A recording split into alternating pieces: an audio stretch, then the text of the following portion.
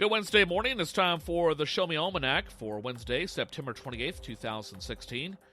I'm your armchair news reporter and presenter, Joe Hafner, with you. And we started the day off with mostly clear skies. Temperatures cooled off into the mid to upper 40s and expecting mild weather over the next several days and much cooler temperatures in store for the middle of the week. As a matter of fact, highs today averaging out at about 65 degrees in northern and central Missouri. Complete details on the weather forecast coming up in just a few minutes. In the meantime, taking a look at the community calendar for today, a few items of interest to tell you about. First of all, on the 28th day of September, the Missouri Veterans Commission office on the first floor of the Adair County Courthouse is now open. Hours are Monday through Friday from 8:30 a.m. to 4:30 p.m. For details about the services, call 660-785-2460. That is 660-785-2460. Also going on, the Adair County Health Department is holding their 2016 Senior Food Clinics on Mondays, Wednesdays, and Fridays from 8 a.m. to 4 p.m. It is for people ages 65 years or older wanting a high-dose flu vaccine. There is no cost to Adair County residents and no appointment necessary either. Just please bring your Medicare or Medicaid card to the Health Department office located at 1001 South Jamison Street in Kirksville or call 660-665-8491. That's 660-665-8491. Again, clear skies in the weather picture for today. Temperatures warming up into the mid-60s and the pattern holding for the rest of the work week. Complete details on the forecast coming up in just a few minutes.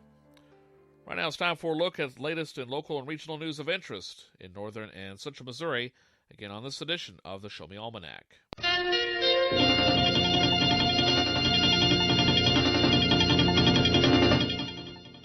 And leading the news this morning,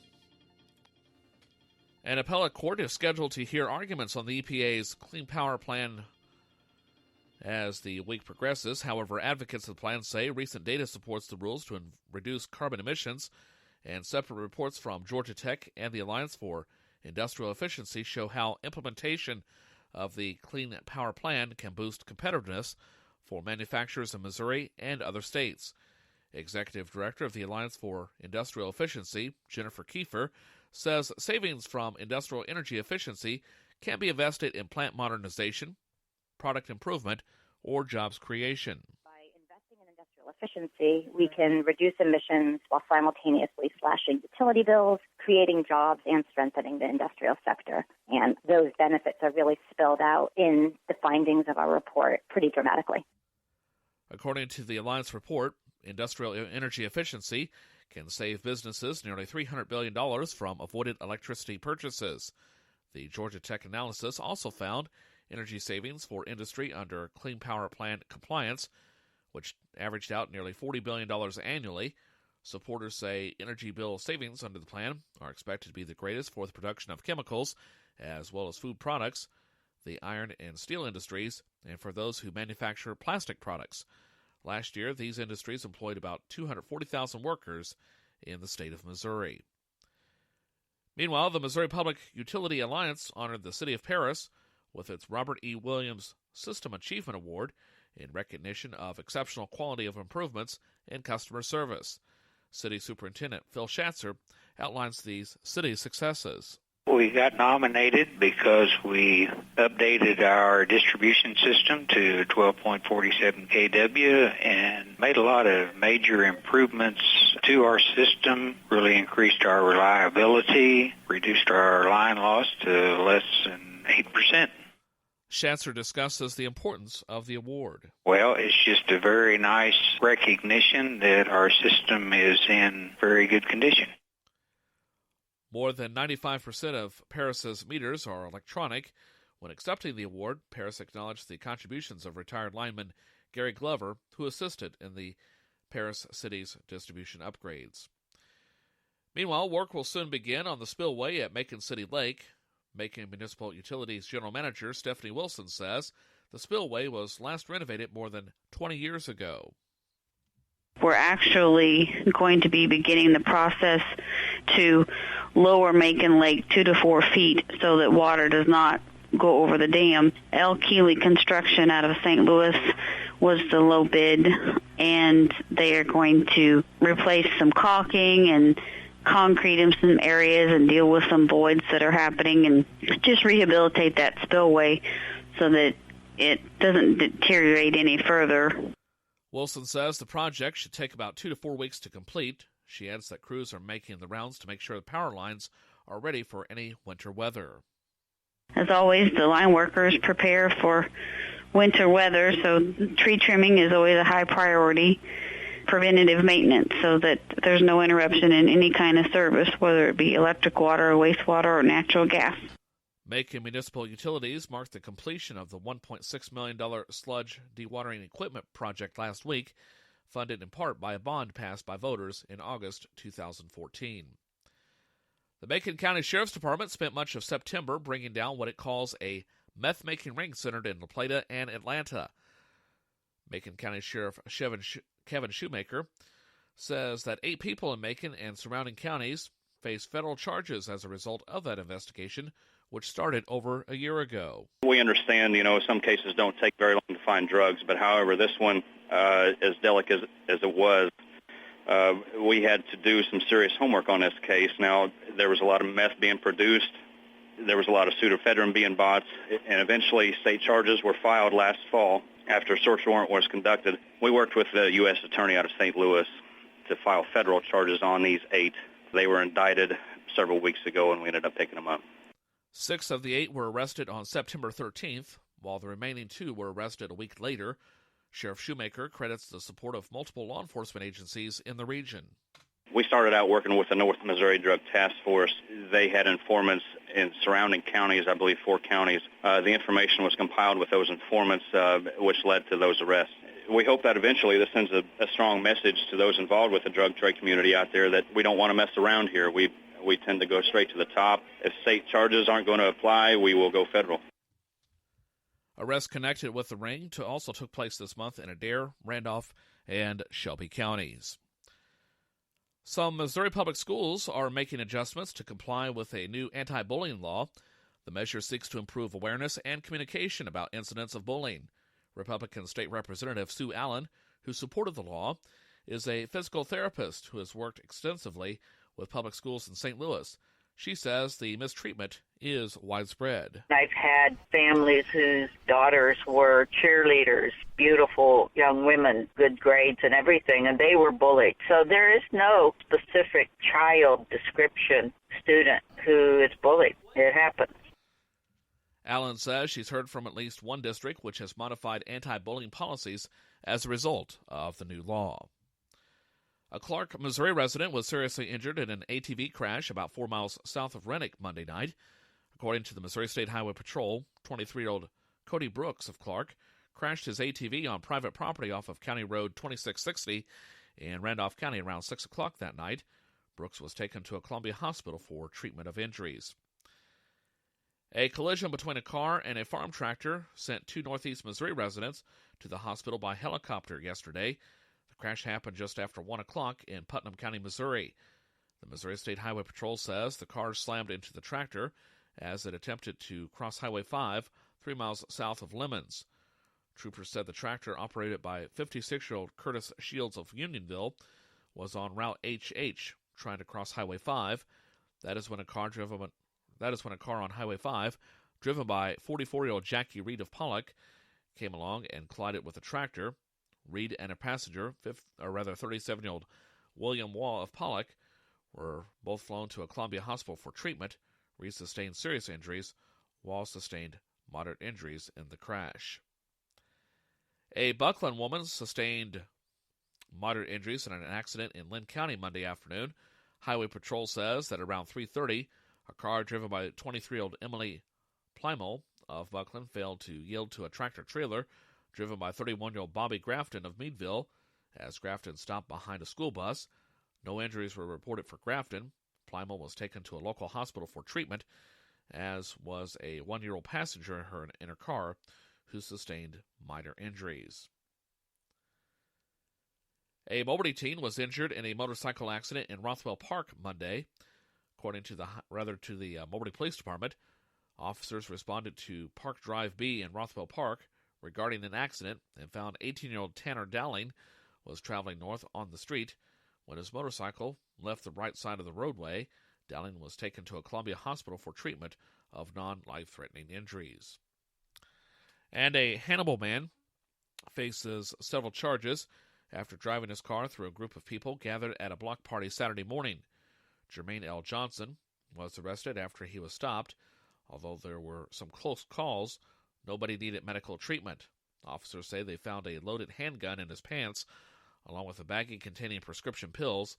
Johnson is also accused of resisting arrest. Missouri State Auditor Nicole Galloway has begun a separate audit of Putnam County Memorial Hospital, as her office promised last week. Galloway's office said after completing a routine report on Putnam County as a whole that the separate hospital audit was initiated because of, quote, concerning, unquote, findings in the facility's financials. The hospital has been on life support for nearly a year after an abrupt departure of CEO and COO Cindy and Jerry Cummings. The husband and wife team's resignation was the first of several dominoes that fell when the precarious state of the hospital's financial situation could no longer be misinterpreted, leading to the closing of the psychiatric ward, dozens of jobs lost, and just this month, the purchase of the hospital's operations by a company known for resurrecting debt-ridden health facilities. Board President Howard Luskin says that will hopefully stabilize the facility going forward and keep the hospital open for residents of Putnam County. Galloway's office said the audit is meant to offer solutions to key problems facing hospitals' financials. Two other Missouri hospitals, Ray County Memorial Hospital in Richmond and Pemiscot County Memorial Hospital in Hayti, will also be audited at a later date. In other news on this edition of the Show Me Almanac, the State Transportation Department says a renewed agreement with sheltered workshops is in the works. The Missouri Net's Jason Taylor has the details. Those organizations will continue providing janitorial services at state rest areas and welcome centers. Sheltered workshops are nonprofit businesses which employ people with disabilities who otherwise might not be able to find work. Republican State Senator Dan Hegeman is a strong proponent of MoDOT's ongoing relationship with the workshops. The employees are eager and very friendly. They're very accommodating to the travelers that come through, very welcoming. They maintain them in immaculate manner, in my perception, and I think that they do a fantastic job. Hegeman says the workshops have supplied janitorial services at state rest areas for almost 30 years, although in recent times MoDOT has outsourced management of the facilities. The new 3-year agreement for services goes into effect October 1st at a cost of slightly more than $19 million. Opponents of sheltered workshops say the disabled workers are underpaid and are better off when employed in traditional workplaces. Jason Taylor, Missouri Net. Thank you very much, Jason. Trustees at Moberly Area Community College have approved a change to the staff handbook concerning staff development programs. During Monday night's board meeting, trustees removed the requirement that full-time staff attend at least 3 programs each year. However, President Dr. Jeff Lashley says the change makes it easier for supervisors to track and require training programs for their own departments. Our staff and faculty development programs have become so robust, and we have so much going on that the old way of tracking participation didn't work anymore. So the changes that we made today are going to allow us to much more effectively track the participation, and it's one of the things that actually I'm really proud of here at the college, the amount of training that we do in-house for both our faculty and our staff. This policy just helps to clarify the way that we are currently utilizing our training program and tracking the participation of employees in it. Trustees also accepted a $7,000 grant from the Missouri Department of Elementary and Secondary Education, which Lashley says will help fund scholarships. The grant from DESE is the Improving the Quality of Child Care Education grant, and we apply for that each year and have been successful in getting it each year. And it's a great grant to provide scholarships to students who are already working in child care centers to help them pay for coming back and completing coursework in our early childhood program.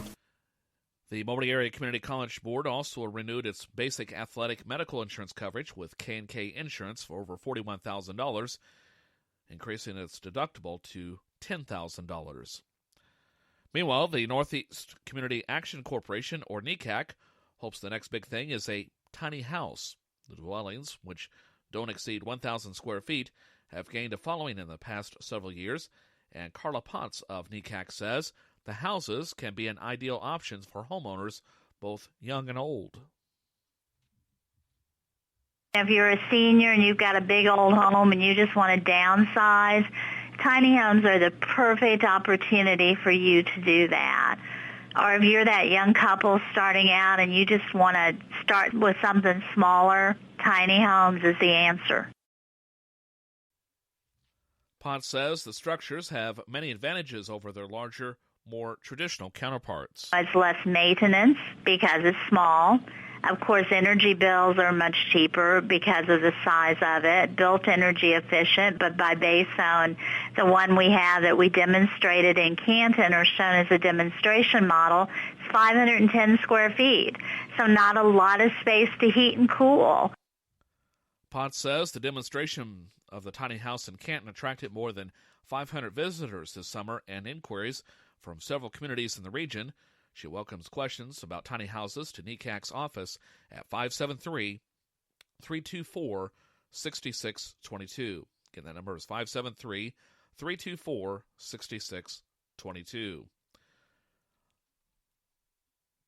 And finally, in local and regional news of interest in northern and central Missouri on this edition of the Show Me Almanac, North America's oldest annual publication is celebrating a milestone with its 2017 edition.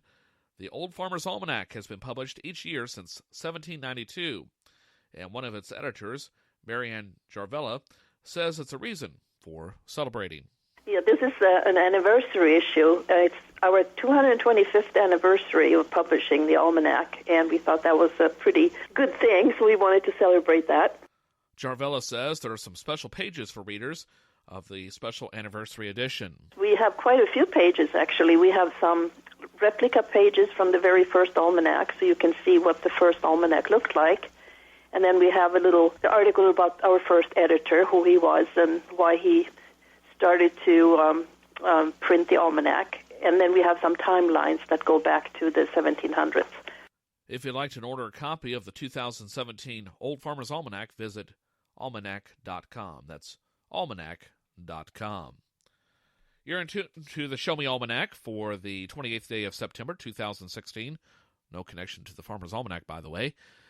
I'll have a look at the weather forecast in just a few minutes. In the meantime, we'll have across or wide Missouri before then, as well as the latest from Missouri Net News. Right now it's time for market information from NPR. Missouri Net News, I'm Jason Taylor. A Missouri congressman is pleased with Donald Trump's debate performance. Lisa Nelson reports. Mid-Missouri Republican Congressman Blaine Luetkemeyer says his party's nominee, Donald Trump, is right to push law and order. Monday's presidential debate included discussion about police and race relations. When you have police who are now targets for different groups out here, and the law enforcement is starting to break down this country in some areas and some cities, is a really, really big deal, and she dropped the ball in that question. I think he had a home run with it. Clinton said issues between law enforcement and the community must be addressed. Some analysts say Clinton excelled when speaking about race, gender, and foreign policy issues. Elisa Nelson, Missouri Net. The University of Missouri debate expert thinks the presidential candidates will face different challenges from Monday night in their next face-off. MU Communications professor Mitchell McKinney helped develop the town hall format, which will be featured in the upcoming event. He says Hillary Clinton and Donald Trump won't be reacting to each other so much in the next round. Not so much in terms of candidate interaction in the town hall debate. It's the candidate's ability to relate to, identify with citizens. So that's a very different dynamic. The town hall debate takes place October 9th here in Missouri at Washington University in St. Louis. Joplin businessman David Humphreys and his family have donated $2 million in efforts to make Missouri a right-to-work state. Republican mega-donor Humphreys gave $1 million to GOP Attorney General candidate Josh Hawley this week, while his sister donated $1 million to a political action committee which works to defeat anti-right-to-work lawmakers. Humphreys' contributions now rival fellow conservative Rex Sinfield, who's dumped $11 million into this year's election. And the city of Columbia has won an award, along with 21 other communities, for making it faster, easier, and cheaper to go solar. Veteran State Representative Mike Kelly says he'll probably file a proposed constitutional amendment on daylight savings time if he wins re-election. The Lamar Republicans' proposed constitutional amendment would make daylight savings time the new standard time. You know, the country is in 4 different time zones, and our companies don't just deal with people in Missouri. So obviously they're already used to dealing with different time zones and things, and once people get used to it, it's just the new standard. Despite 3 previous unsuccessful efforts, Kelly says there is a lot of support for his plan. Kelly is seeking his 4th and final House term this fall against an independent challenger. A man was caught on camera following 2 women to the front doors of their homes in Soulard, Missouri, in Metro St. Louis yesterday. The footage was captured by a resident surveillance camera. One woman said she didn't know the man was seconds behind her. The footage shows the man trying to turn the door handle to get into the house. More news, weather, and sports at MissouriNet.com. Jason Taylor, Missouri Net.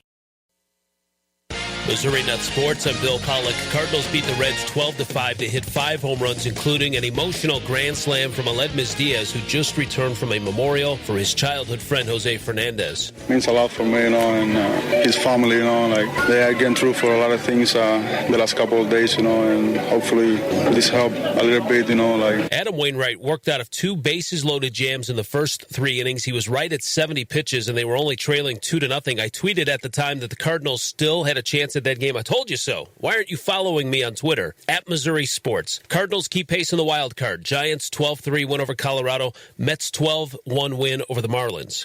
Royals are still playing hard. Billy Burns hit a sac fly with the bases loaded in the 11th. Royals pick up a 4-3 win over the Twins. So getting up there for the first AB of the day in that situation, that's the only little tingly feeling. But other than that, I kind of use that to focus, so it was good. Mizzou faces LSU on Saturday. Not only are they adjusting to a new coach, but their star running back Leonard Fournette has not practiced the last 2 days. He's been slowed by a sprained ankle. Linebacker Michael Shear says from what he sees on tape, Fournette is up there as far as one of the best backs that Mizzou will ever face. He's right up there, might be the best, close to the best. I remember we played Alabama. They had Amari Cooper and Derrick Henry. Those guys are pretty good too, but I just got done watching a lot of Fournette, and I hadn't really watched him like I did today. He hits the hole quick and gets going, and when a big guy like that gets going, it's not pretty to get in front of him. Well, can he get going? How much will that ankle issue limit his explosiveness?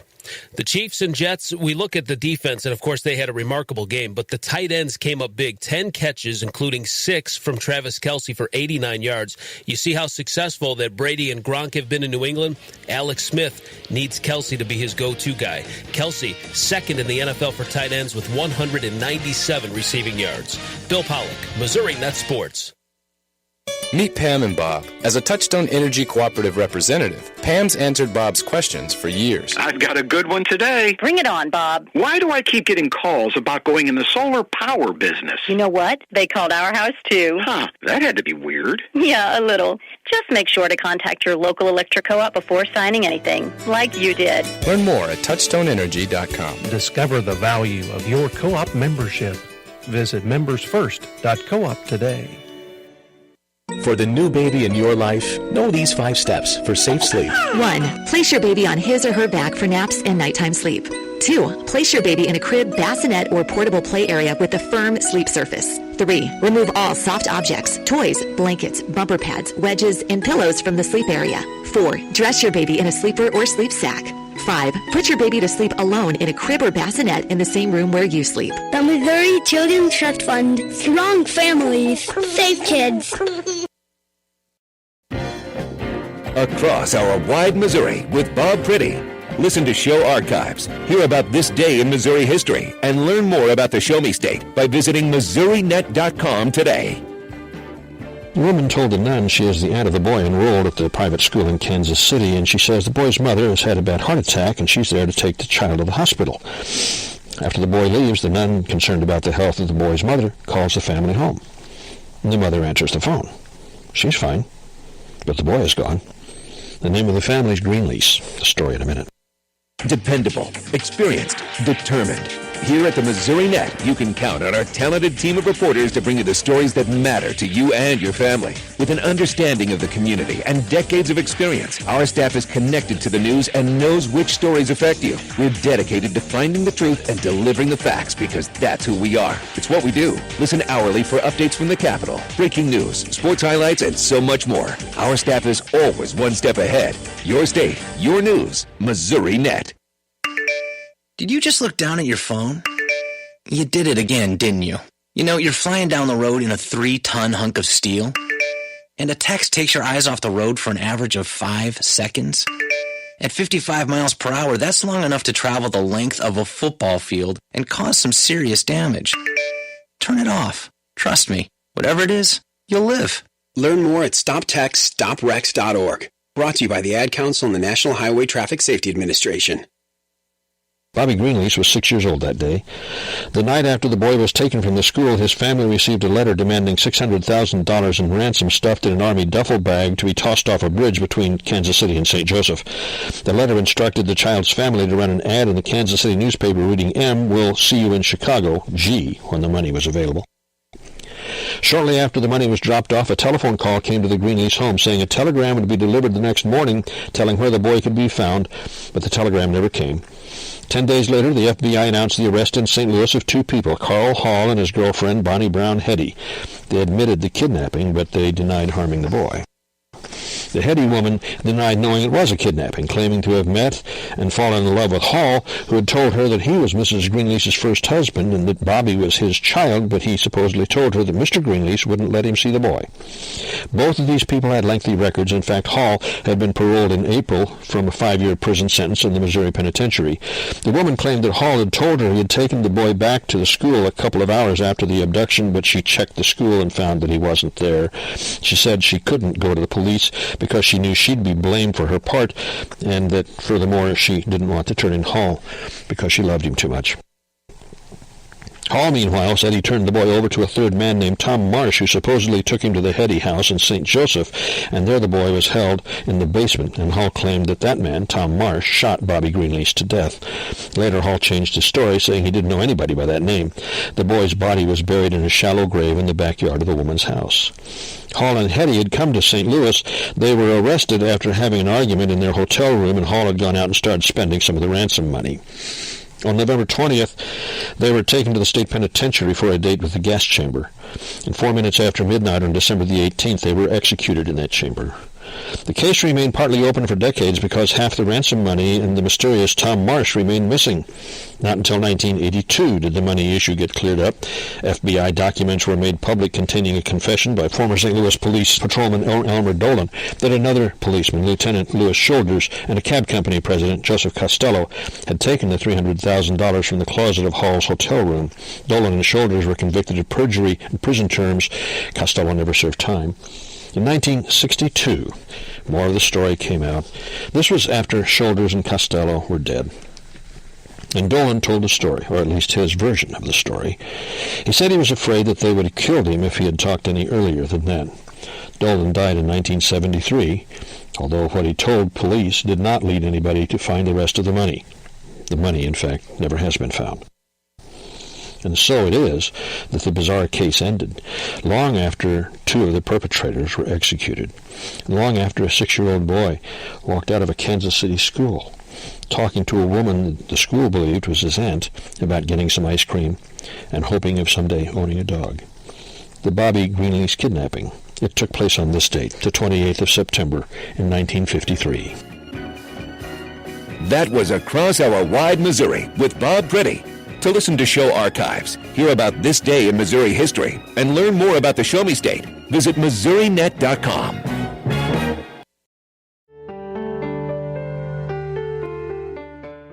We'll look at that weather forecast in just a moment on this edition of the Show Me Almanac. Right now, though, a reminder coming up on the community calendar for tomorrow, there will be a kickoff and informational meeting for the Adair County Relay for Life at Rotary Park Pavilion in Kirksville from 5 until 7.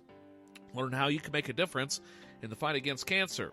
There will be door prizes, team information, along with food served, which includes hot dogs, chips, and soda. And the Adair County Health Department is holding a drive-through flu clinic on Tuesday, October 4th. Location is at the Nemo Fairgrounds and south of the Novinger Fire Station on Highway 6 from noon until 6. It is for persons ages 3 and older. So please wear a short-sleeve shirt or loose-fitting clothing. No cost to Adair County residents. Just bring your Medicare or Medicaid card. And if you need more information about that flu drive, call 665-8491. That's 665-8491. Or visit the Health Department website. Fairground participants will enter the clinic via Patterson Street, so please follow the signs to this location. And also going on, another reminder, the Scottish Highland Games are returning to Kirksville. Check out the games on Saturday, October 8th at 10 a.m. at the Faith Lutheran School at 1820 South Baltimore Street in Kirksville. It includes Jackson Weightlifting Club hosting the longest-running Highland Games in Missouri. Following classes will be available for registration. That's A, B, C, and Masters 40 to 49, Masters 50 and up, Open Women and Masters Women. Minimum 7 standard Highland events. For more information, check out the Facebook page on facebook.com. Now, let's take a look at the weather forecast for the rest of the day, which is calling for sunny skies, but cool and mild weather. Afternoon highs topping out into the mid-60s. North winds about 10 to 15 miles an hour. Clear skies for tonight. Lows in the upper 40s. North winds about 10 miles an hour. A little bit warmer tomorrow under mostly sunny skies. Highs around 70. Lows in the upper 40s. North winds at about 10 to 15 miles an hour. And then for Friday, sunny skies. Highs in the low 70s. Lows in the lower 50s. For Saturday and Sunday, a few clouds, highs in the low 70s, lows in the lower 50s, pattern holding for Monday, with a 30% chance of showers and thunderstorms Monday night. Highs once again in the low 70s, or check that highs on Monday into the upper 70s, lows in the upper 50s, partly cloudy Tuesday, another chance of rain and thunderstorms, highs in the upper 70s, and lows in the upper 50s. That's been a brief look at news and weather information on this edition of the Show Me Almanac for Wednesday, September 28th, 2016. I'm your armchair news reporter and presenter, Joe Hafner, saying my time is up. Thank you for yours.